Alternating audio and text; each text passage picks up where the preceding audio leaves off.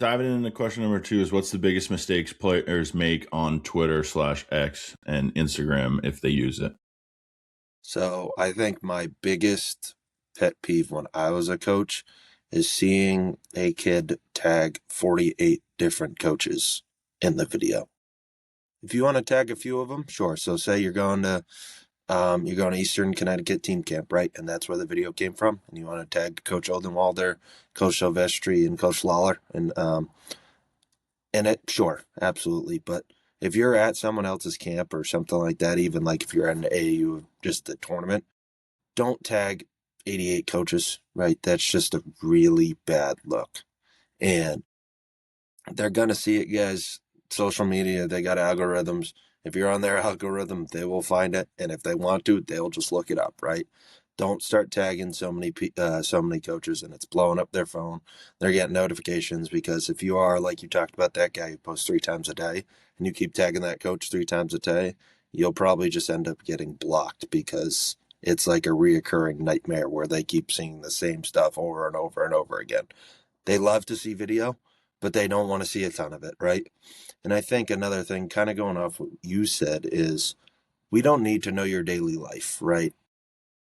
For me, I'm not the biggest three video a day guy. Like, I don't need to know you're lifting, then you're hitting, then you're lifting again, then you're eating, then you're playing video games, right? Like, just post the stuff, post it every 2-3 days if you want to, but lay off some stuff that I don't really deem important and just kind of keep it simple, right? And use the KISS acronym, keep it simple, stupid, right?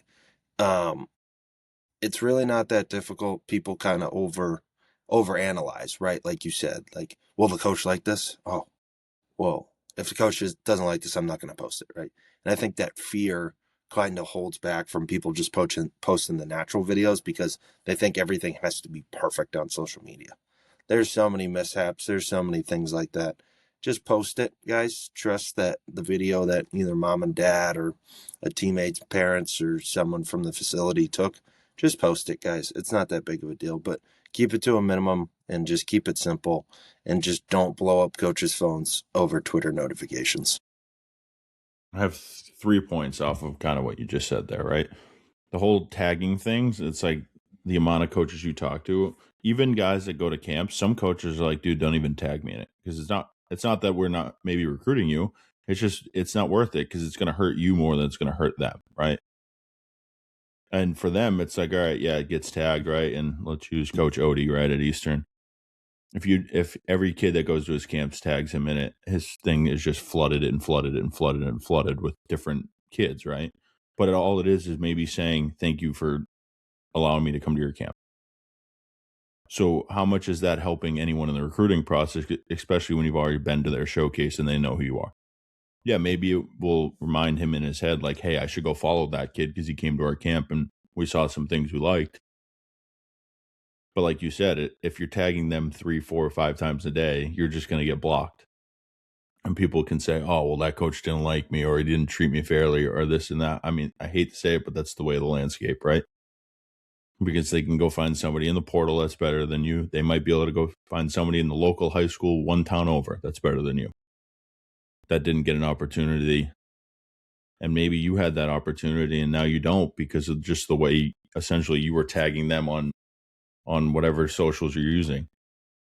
Number 2 is I think like going back to guys at 3, 4, or 5 videos a day. I think there's a good balance between, let's use TikTok, for example.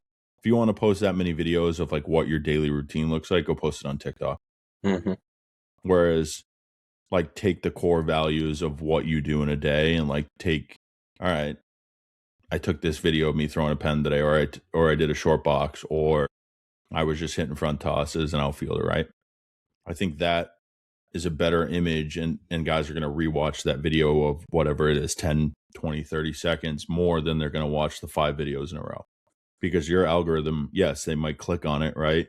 If there's a set to 2027 outfield prospects or something, whatever it is, right? So that one video, yeah, all right, they'll go click up, but then they'll be like, all right, well, this kid posted 5 videos today, 4 videos yesterday, and 3 videos the day before. Where I can just go click on another guy's and I can see the week by week process of, all right, this is what's important, right? And going off of that, I think a lot of it is a language too, right? And it's be thorough about what you're doing. Don't just put anything in the caption of just like threw balls today, right? Like what the purpose was. If you're a hitter, right? I was working backside. I've been dropping my barrel. Put that into words of what you're saying. Don't use ChatGPT to make a caption for what you're saying. So I think a lot of it too with that is being upfront and honest with yourself. If you're not the best speaker, I can say that, right? I'm not the best speaker. I know that. I would never go in front of a room and speak in front of 100 people. That's just not what I'm good at. But when you're using the language of these things and these tweets and maybe even Instagram, if some people use that, great. But put it in your words. They want to hear the way you talk and the language that you use, not what AI is creating for you. And then the third thing, going off a video of how you said like the parents of just random parents in the crowd, the game changer, if you use Diamond Nation, right? Whatever it is for video, it's okay to not have 103 exit velo posted on the screen. There are coaches that will recruit because, hey, it said 105, right? But there are some guys that could absolutely care less about that. So like you said, I think it is important to have that value of like, all right, I'm still going to post the video. If the video is great and nobody cared about the numbers, oh well, the video was good. So I think don't lose value in the videos that are given to you because God forbid you go through, let's just say you get hurt second week of the summer or even second week of high school and you don't have any other videos. So at least you got those videos out and you have something to post to, hey, maybe I'll have a chance. Maybe I don't have to do a prep year because I had some videos and some guys saw me. And after I got hurt, I got to go on campus and do like a showcase or something along the lines of that. So I think there are key values and especially that. And as I say to our kids too, is like there is bad video, right? But bad video is just kids doing dumb things. Mm-hmm. Like keep it involved in the game of baseball. If you have to think twice about it, don't post it. Yep. But don't think twice about it just because, hey, the video quality wasn't great. It's a video. It's okay. Yeah. And I think going off of that, like, I think another thing that hurts kids a lot is they only post hits. Like, has there ever been a person who hits 1,000? No, right? Like, there's some humility in posting, hey, I just flew out. Good, the swing felt good, just missed it, right? Got under it. Coaches rather see the humility of you posting something that didn't turn out than you posting a bomb that you just hit 410 down the line, right? Like not tailor your videos, but like put some outs in there. Put a hard you rolled over, but you ran out a hard 90, right? Like that's some things that you can post there that you could be like, okay, that swing wasn't right, but if you have a 40-second clip and you got 4 at bats, right? And you go 2 for 4 on them and one's a hard ground out, they might pick up on the hard ground out more than they will on the hit, right? And then I think another thing, going off of kind of what you said earlier, it's like I think people don't use those old videos enough, right? Like I'll always talk about it. Like if I started posting my sophomore year of high school, I was 5'6", and then I posted my senior year, I'm 6 feet. Like coaches like to see that progression because obviously they're invested in you for 4 years, right? They're going to try to get the maximum out of you. So if they can see you grow from your sophomore to senior year based on video, and they'd be like, okay, this kid was tiny. Okay, he got bigger. Oh, he put on a little weight. All right. He grew a little bit, right? And then, hey, he got faster, right?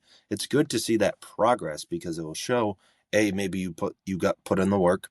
Maybe you develop some consistency in your life, or your habits just changed where something clicked in your head that you wanted to be full time and you're like, hey, I'm gonna go for this, right? And like that's some things that coaches can notice and be like, hey, I might recruit this guy truly based off of his work ethic because he was 5'6", 140, and now he's 6'1", 210, right? And he's gaining 70 pounds within a year. Like that's some type of stuff that they want to see.